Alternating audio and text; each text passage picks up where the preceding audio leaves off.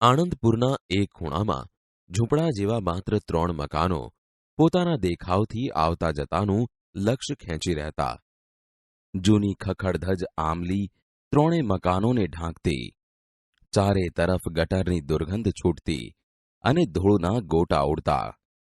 પતરાના, પાટિયાના અને ગુણિયાના એમ અનેક રંગી થીંગડા મારેલી ખડકી ખુલ્લી રહેતી. અંદર એક ફાટેલ તૂટેલ સાદડી પર જુમો ભીસતી પોતાનો હોકો ગગડાવતો બેઠો હોય. જુમાએ સોના રૂપાના વાસણથી માંડીને ઠીકરાની ફૂટેલી હાંડલી સુધી બધા તડકા છાંયડા જોઈ લીધા હતા. જન્મ્યો ત્યારે શ્રીમંત મા બાપને ત્યાં એક હાથમાંથી બીજા હાથમાં ફર્યા કરતો. હજી એને સાંભળતું હશે કે પોતે 10 વર્ષનો થયો ત્યારે હાથી પર બેસીને પરણવા નીકળેલો. એ વખતે તેણે શોખ ખાતર એક પાડો પાળેલો.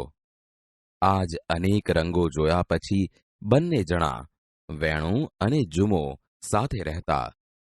વેણું નામ વિચિત્ર હતું, પણ જ્યારે પૈસાની છોડ આંગણે રેલાતી ત્યારે જુમાને અનેક મિત્રો હતા.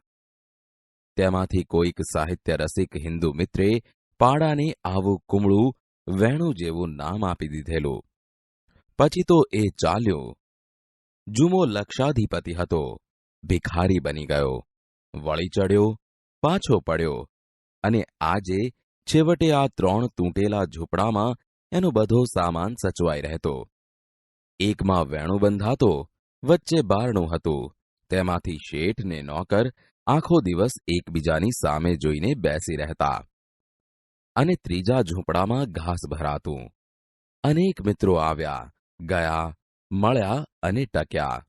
માત્ર જુમો અને વેણુ બાળપણથી આજ સુધી અખંડ રહ્યા હતા. આજ હવે વેણુની પીઠ ઉપર મોટી મોટી મશક ભરીને જુમો સવારના 5 વાગ્યામાં નીકળતો. વેણુની ઘંટડી ધીમે વાગતી હોય ને જુમો એકાદ ગઝલ કે ગીત લલકારતો ચાલ્યો જતો હોય. બારણે બારણે પાણી ભરી દીધા પછી શેઠ ને નોકર બંને પાછા વળતા. જુમાએ 1 પૈસાના ગાજર કે બહુ તો ટામેટા કે ભાજી પોતાના શાક માટે અને બથ ભરીને ગદબ જેને વેણુ પાછળથી ખાતો આવતો હોય પાડા માટે લીધા હોય. બસ આ હંમેશાની ખરીદી. આ જીવનને આટલું કામ. એથી વધુ ક્યારેય કરવું નહીં. કોઈ વધુ કામ આપે તો લેવું નહીં, ને ઘરાક હોય તેમાંથી ઘટે તો બીજાને ઘરાક થવા કહેવું નહીં. બપોરથી માંડીને છેક સાંજ સુધી જુમો હોકો ગગડાવ્યા કરતો અને તેના સંગીતમાં લીન થતો હોય તેમ પેલો પાડો પણ માખીને ઉડાડવા કાન ફફડાવતો આંખ મીચીને ઊંઘતો હોય કે જાગતો સૂતો હોય.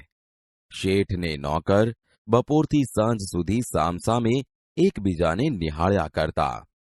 છેક સાંજે બંને મિત્રો ફરવા નીકળતા અને નદીના કાંઠા સુધી જઈ પાછા વળતા.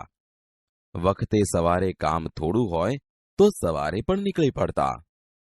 એક દિવસ સવારે 5 વાગે આ પ્રમાણે બંને ફરવા નીકળ્યા. જુમાનો વિચાર હતો કે પાડો થોડું ઘણું ચરે તો સારું, પણ વેણુને એમ લાગ્યું કે એમ બહાર ખાતા ફરવું એ ગૃહસ્થાઈના લક્ષણ નહીં. એટલે જુમો ખવડાવવાનું કરે તો પણ પાડો રણકીને સામો ઊભો રહે અને ના નહીં ખાવું એમ સ્પષ્ટ સંભળાવી દે. અંતે જુમો થાક્યો. ચાલ અત્યારે ઘરે જઈને ખાજે, તને પણ લાડ કરવાની ટેવ પડી છે. વિજય થયો હોય તેમ પાડો આનંદમાં રણક્યો. પોતાના પૂંછડાને બરડા પર પછાડ્યું ને જુમાની સામે જોઈ કાન ફફડાવી રણક કરતોક તે ચાલ્યો. જીતના આનંદમાં પહેલા તો એ થોડુંક દોડ્યો. જોજો, હવે પાછો વાળું કે દોડવાનું છે? જુમાએ મોટેથી ઠપકાથી બૂમ પાડી, પણ તે પહેલા વેણુ તો રસ્તે ચડી ગયો હતો. રસ્તામાં આડે રેલવેની સડક હતી. જરાક ઉતાવળે ચાલતા પાડાનો પગ રેલના 2 પાટાની વચ્ચે આવી ગયો. પગને કાઢવા તેણે પ્રયત્ન કર્યો, પણ ફોગટ ધબ દઈને નીચે બેસી ગયો ને જેમ જેમ પગ કાઢવા પ્રયત્ન કર્યો તેમ તેમ વધારે ને વધારે ભરાતો ગયો. જુમો પાછળ હતો. તે શ્વાસભેર દોડ્યો આવ્યો તેણે આવીને પાડાનો પગ લઈ આમ તેમ મચડ્યો, પણ બધું વ્યર્થ. આછું અંધારું ને આછો ઉજાસ હતો. થોડે દૂર સિગ્નલનો હાથો નમેલો દેખાતો હતો. જુમાના પેટમાં ધ્રાસકો પડ્યો. ગાડી આવશે તો? સવારના વહેલા ફરવા નીકળેલા 2 શોખીન જુવાનોને તેણે આવતા જોયા. તેમના એક એક હાથમાં નેતરની સોટીઓ ઉછળતી હતી અને ખુશનુમા હવા લેવા માથા પરની ટોપીઓ ઉતારી બીજા હાથમાં લઈ લીધી હતી. ગાંડા દોડે તેમ જુમો દોડ્યો.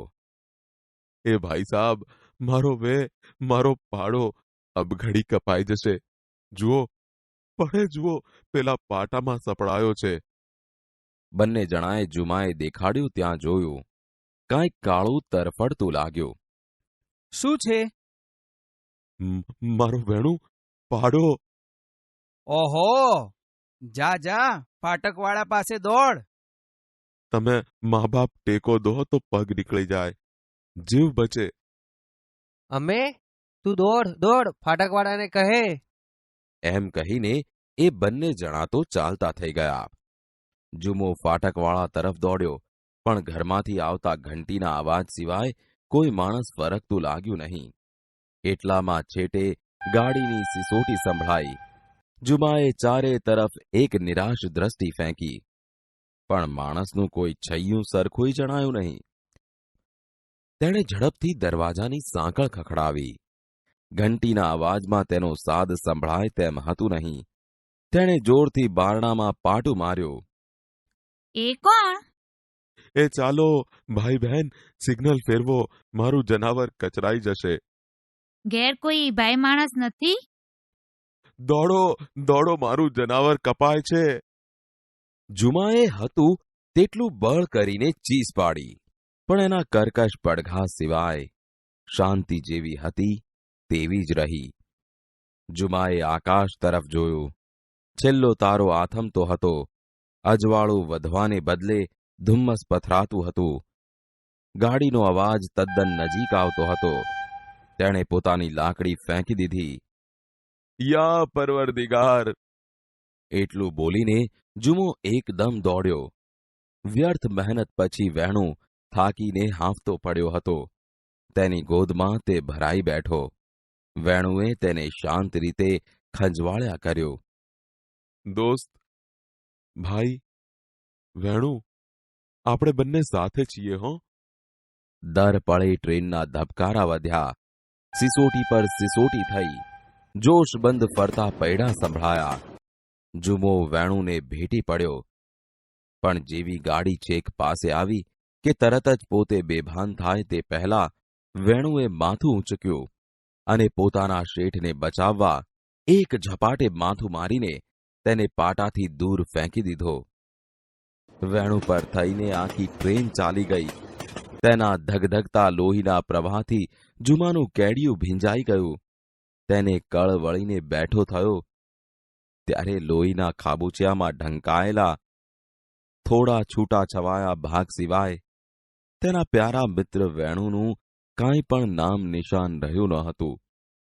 હજી પણ હંમેશા જુમો સવારમાં જ એકલો, અશાંત એ રસ્તે ફૂલ લઈને આવતો દેખાય છે અને એના એક માનીતા પથ્થર પર ફૂલ મૂકીને વેણું, વેણું, વેણું એમ 3 બૂમ પાડીને ચાલ્યો જાય છે.